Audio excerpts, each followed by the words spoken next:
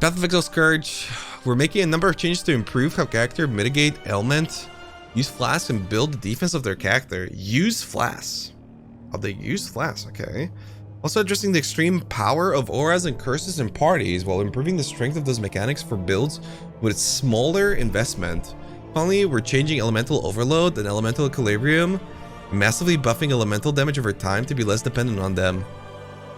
Oh. But like elemental overload and elemental equilibrium is like literally double damage. So don't give me hope, GGG. Don't give me hope. I don't know. Man, every single time these fucking manifestos, I always read them and I'm like, ooh, these changes are good. These ideas are great. And I see the fucking patch notes and my jaw just hits the table, dude. Because every time it's like, so it's literally you're not doing the thing that you talked about doing. I'm very skeptical. I'm scared. Not sure. Planning to share our balance changes across 3 news posts. Oh yeah, so today's gonna be another one, right? In like 5 hours from now or so? 6 probably? Part 1 covers ailment mitigation and Flask improvements. Part 2 covers core character defenses and recovery. And Part 3 covers auras, curses, and elemental damage over time. Core character defenses. Oh, I hope they didn't cave in to the soft grandies. I'm not gonna lie. You guys have a lot of fucking really crazy ass cooked opinions about a lot of this shit. I fucking can't this and can't that. And after playing softcore, I understand your feelings, you know? I've truly fully recognized after playing the Badger League what it feels like to be off-screened by mobs, what it feels like to be one-shot, what it feels like to think that you're never in control of your character during a map. I fully see why you feel that way, but I also feel like you're completely wrong in that because you're designing the characters wrong. Honestly, in many cases, not all of them, but in many cases, people design their characters very weird, you know, and then they're just like, it's the game's fault, it's not mine. While people like Alkaiser fucking choose when they die practically, you know? Oh yeah, true. I forgot about this. Thanks. Obviously, all of those are like over exaggerations, right, on the actual situation, but I do hope that they're being very sensible about what they're doing with this stuff. But again, I don't think we're gonna have the full scope of it until like way later. And the thing is too that we're like, what, probably 3 weeks away from the actual patch notes, so much of this stuff is also gonna change. Which also leaves me kind of worried, because I always like when GGG releases these balance manifestos early, because it allows the players to give them feedback. But then it also gives them an opportunity to do something that wasn't really presented in the manifestos, right? Anyway, we've assembled this article as a set of identified problems and our intended solutions. Below each solution is a spoiler tag, the specifics of what we're currently intending to change. Please note that as we're still a couple weeks out from release, yeah, anything here is subject to change based on our further testing and your feedback. Yeah, so exactly. Which isn't a good thing. Ailment mitigation. Problem. In 3.15, we've changed how Flask... Maybe I should say like what I want. I want mobs to not apply ailments. For the longest time in these arguments, I was thinking like, I really give a fuck about ailments because character design. But after talking with people for a very long time, I was like, yeah, you know what? Like mobs critting, mobs applying ailments, of the shit, very boring solutions, and to like really make it a good system, you have to put in so much work that might as well just know, right? Virginia have Flasks prevent ailments and curses on you, but didn't provide enough reasonable alternatives for mitigating ailments. Yes, exactly, for sure. Introducing a large number of options and improve existing options for characters to deal with ailments. Characters should now be able to pick between reservation skills that mitigate ailments, remove effects reactively with life or mana flask, gain immunity at a cost through utility flasks, Or use improved modifiers on items and the passive skill tree to mitigate ailments and curses. Okay, I like that curses are included in this, but then... Reservation? Oh no, purity of elements. Oh, no, no, no. Welcome to the new hardcore meta. Alright, let's see. Oh no. Purity of elements. Aura now grants you and nearby allies are immune to all elemental ailments. And you and nearby allies gain 30%, 34% to all elemental resistances. Previously 12 to 27, now has a reservation of 50, previously 35. Wait, they made it so that you straight up are immune with this one thing? Oh my god. Really? They could... man, they should have just fucking removed this shit from the game and designed something else. Alright, whatever. Let's keep reading. Let's see. Anomalous Purity no longer grants you and nearby allies have chance to avoid. Instead, it now grants 10% increased effective aura. I love this. Like, we go from anomalous rare item that gives you 2% chance to avoid to 100% chance. Oh, GGG. I love you. When people say this game doesn't get designed like D3, come on. Tempest Shield is now a reservation effect and grants immunity to shock as mentioned below. Oh, that's kind of interesting. But in a boring way. I don't know. I don't. Okay, utility flask now have modifiers that grant immunity to ailment during flask effect, but lessen the duration of the flask. This takes the place of the modifiers that give a specific ailment immunity if used while the ailment is active. Okay, so we need more information about this from the latter parts of this post. For example, immunity to bleeding and corrupting blood during flask effect, 35% less duration. Up to 39%. New tiers of modifiers that give immunity to an ailment if used while the ailment is active have been added to life and mana flasks, providing up to 17 seconds of immunity at the highest tier. Whoa, what? That's crazy. Okay. Allied Consecrated Ground now grants 50% reduced effect of curses on you while standing on it. Huh, cool. A rebalance to passive clusters that provide ailment protection, as well as new passive across the passive tree. Okay, yeah, those are the sort of changes that I like to see. Between the Templar and the Witch, Asylum now grants chaos resistance, as well as protection against curses instead of increasing Consecrated Ground effect. Between the Witch and Shadow is now a cluster to protect against poison, bleeding, and stun. Oh, stun, very good change. New sources to protection from stun, curse, critical strikes, and ailments, as well as more specialized mechanics like Corrupted Blood, Maim, Hinder, and Impale. Beautiful. I mean, I always say it. When you've got a problem in PoE, just fucking put it on the skill tree. That shit balances out really nice every time. And I do love that they've included critical strikes, because that's been the biggest gripe of mine. Like, ever. And I remember bringing it up during the Chris Wilson podcast and being just like, listen, Chris, stun is not stun. Critical strikes are too inconsistent. And he's like, okay, so you're saying to make mobs crit more. I'm like, oh, wait a minute. I mean, honestly, I'd welcome it. I just need more consistent damage. I feel like a lot of the issues, the core issues with like defenses and people feeling like they're unfairly one-shot in PoE come from just the way the damage spikes through means that players don't take care of, like ailments or crit. But there's just no way of truly mitigating crits outside of like a couple things that usually would gimp your character in a uneven fashion. It wasn't really a question. It was more like a, I'd rather take the risk every now and then.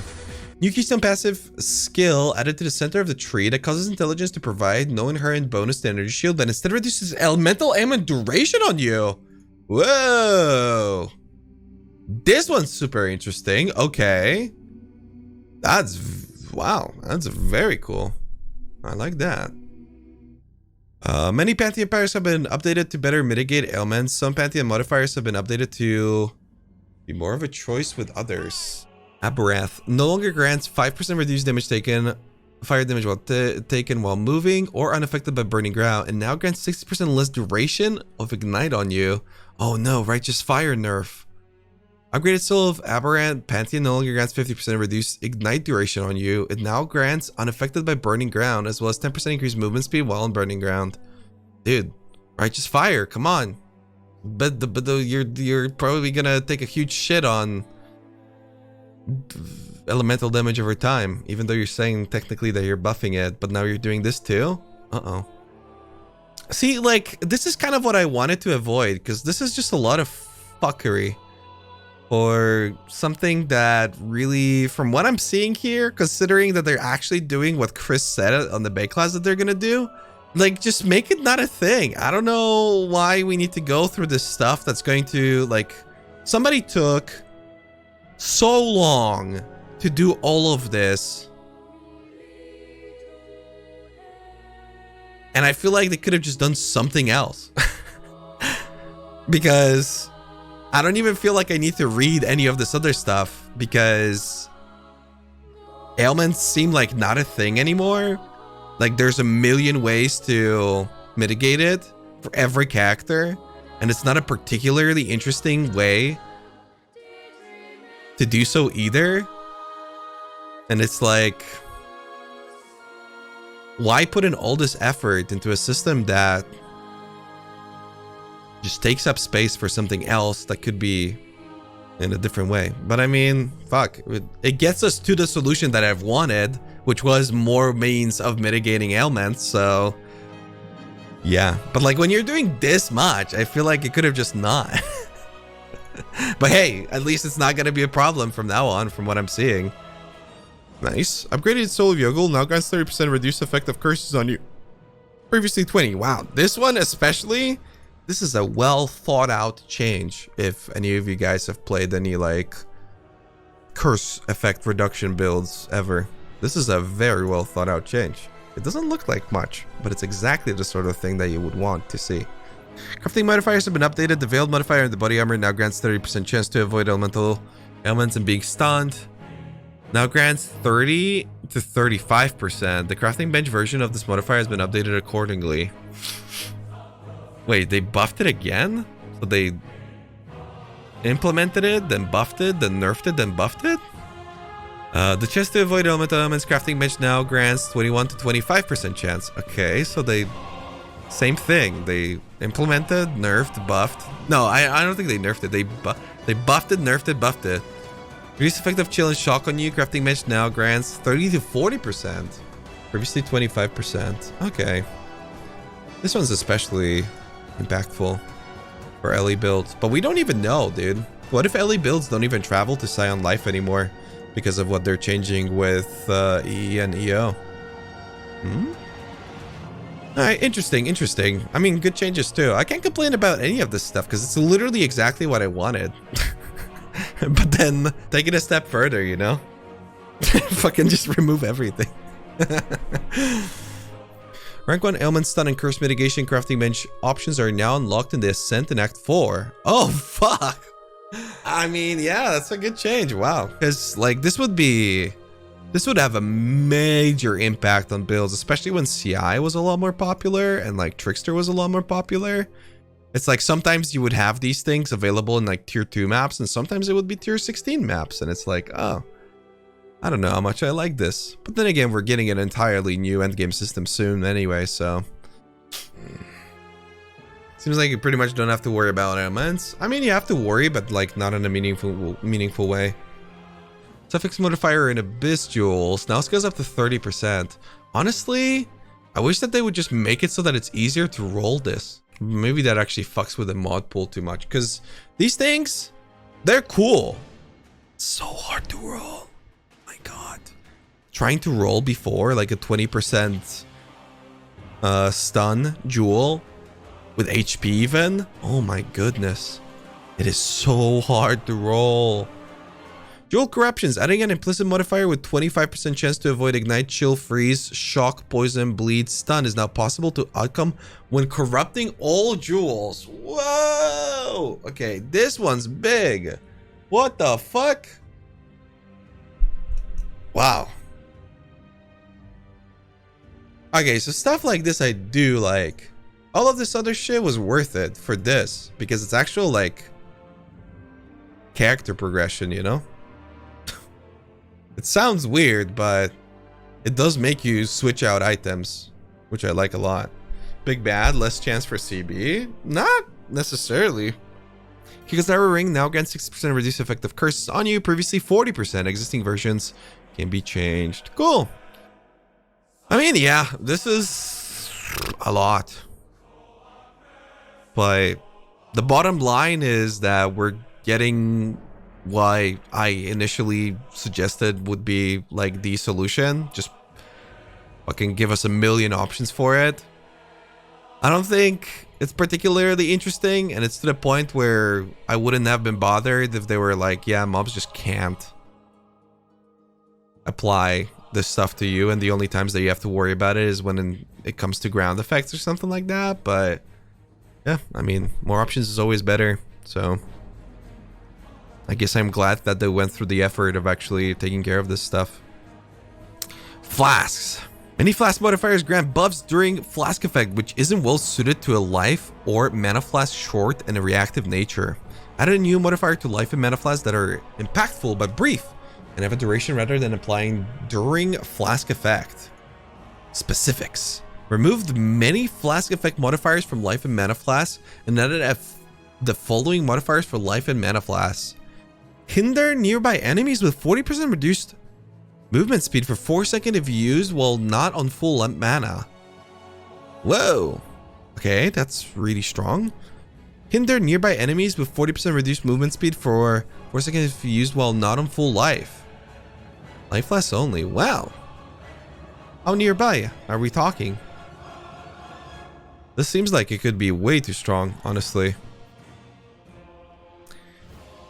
Problem. Utility flasks are usually used proactively, but the ailment protection modifiers introduced in 3.15 work by reacting to an ailment on you.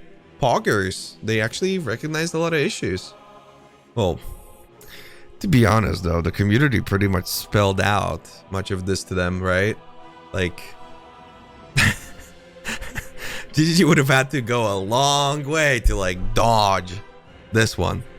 Solution. Replace the ailment removal modifier on utility flasks with one that grants ailment immunity but lessens flask duration.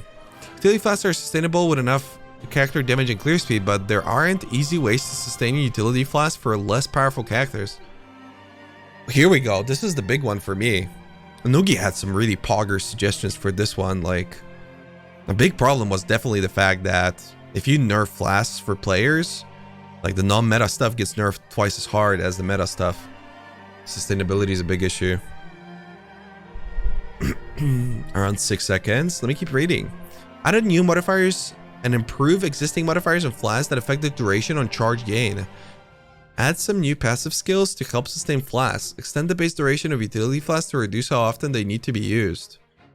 New modifier that helps extend flask uptime. Increased charge recovery, 66%, 25% reduced effect. Aww, these suck.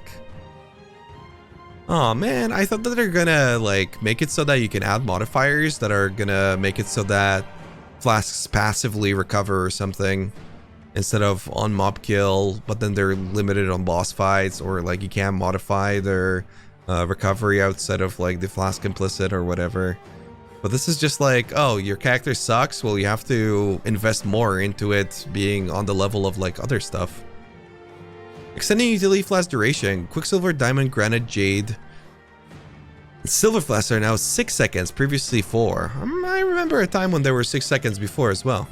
Ruby, Sapphire, Topaz, Aquamarine, Sulfur, Basalt, Stibnite, and Corundum are now 8. Wow. Okay, previously 5. Golden Iron flasks now last 5 seconds, previously 3. Man, these ones are so underused, I feel like. Bismuth flask, well, now they're going to be kind of useless though. Well, the iron flasks anyway. Bismuth flask now lasts 8.5 seconds, previously 5.5. The amethyst flask is 6.5. Okay, unique flasks are being reviewed.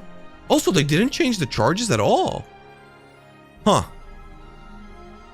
Many of these are still going to need chemists for double use. Okay, interesting. Unique flasks are being reviewed as a result of these changes. Dying Sun now has 60% less duration, 40 to 60% less duration. Previously, 40 to 60% less duration. Oh, reduced duration. And now it's less? Cascading Elixir now has 25% increased duration, previously 100%. Okay. Vote of Faith now has 30% reduced duration, previously 20 to 40% increased duration. So like they don't change the charges, but they just last long. Okay. Even after lowering the power of many unique flasks to 350, unique flasks still outclass most magic utility flasks. In addition, the item level of flasks did not matter after a certain point. The item level, okay. Solution: add multiple tiers to most flask modifiers. At higher levels, flasks now have much more powerful effects available. Oh yeah, Chris did talk about this a little bit.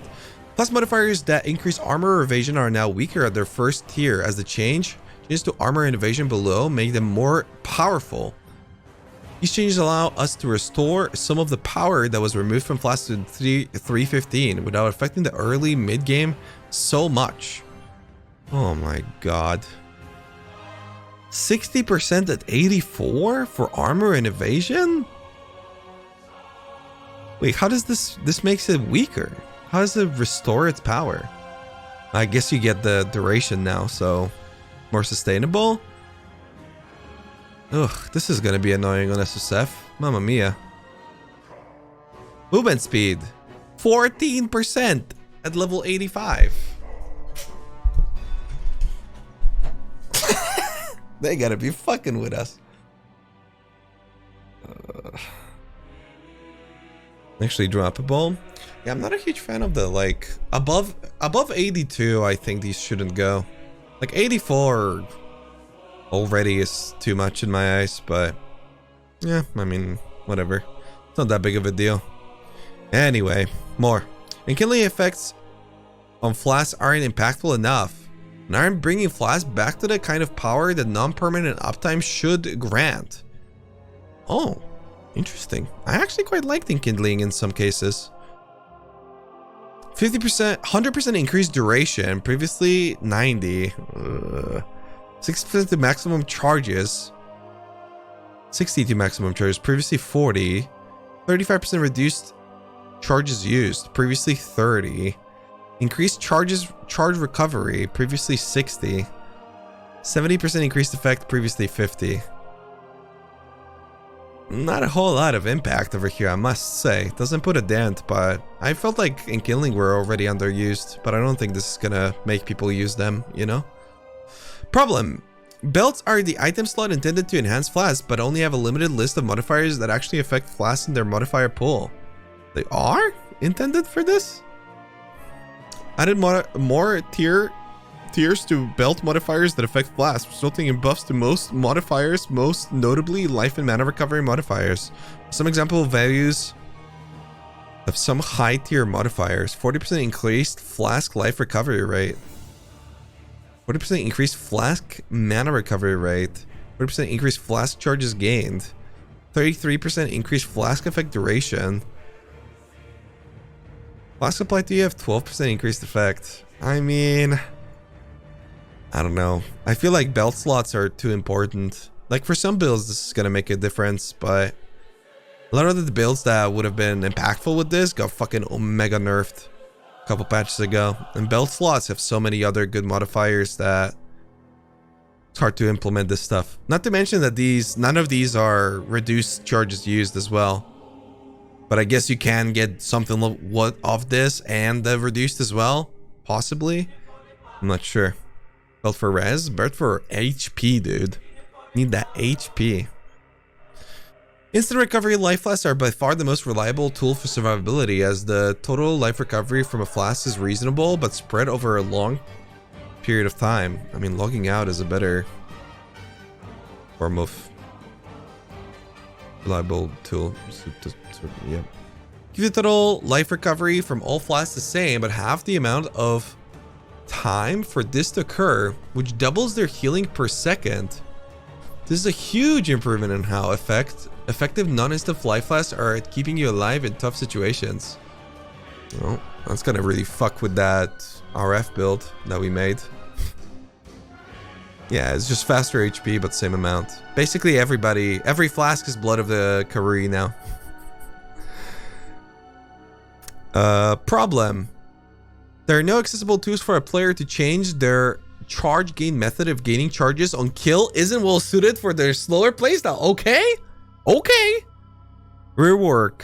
Solution. Rework the survival jewel available from the Through Sacred Ground quest to let you gain charges another way while reducing the charges gained from kills. These designs are still in progress. Okay.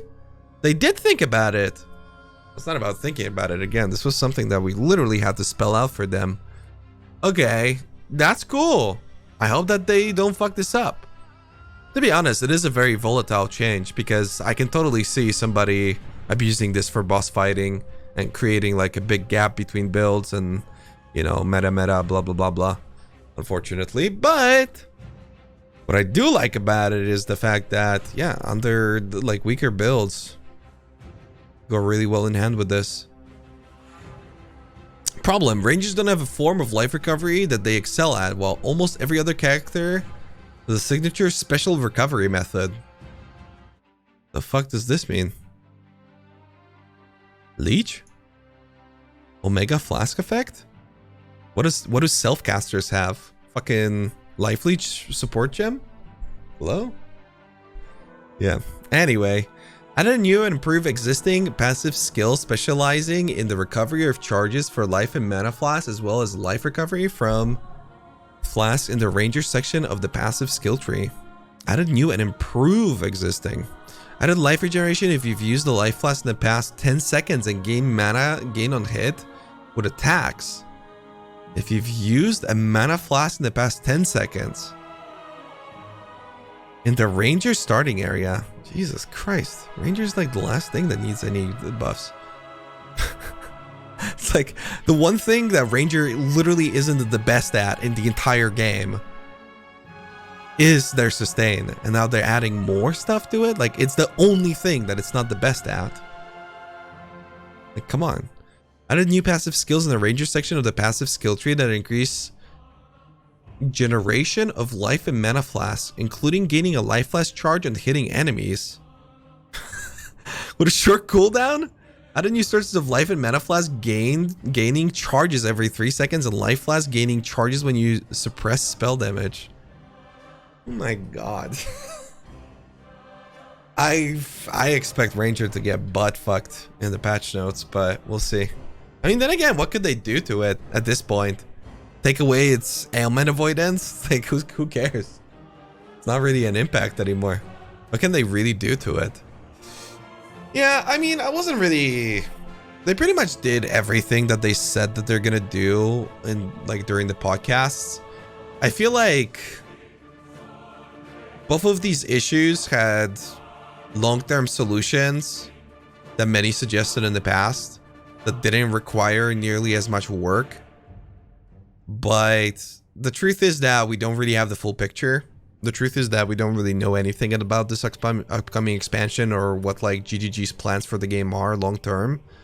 So while many of these changes seem like something that the problem could have been just removed instead of adding solutions to it, and that opens up space to introduce new problems that are a little bit more modern than, you know, systems from 2012 like ailments and whatnot.